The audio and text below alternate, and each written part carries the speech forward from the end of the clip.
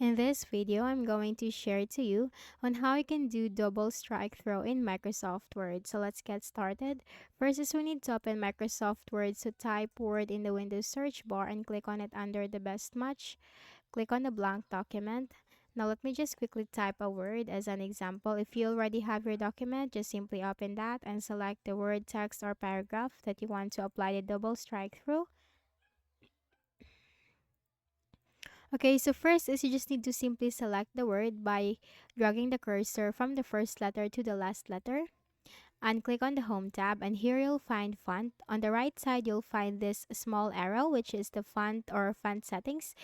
Click on Control D, you can also do that, and the same window will appear from here.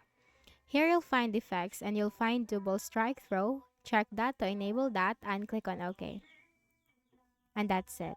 Okay, so I hope this video helped you. Kindly please do not forget to hit the like button and subscribe to this YouTube channel for more tutorials like this. Thank you for watching.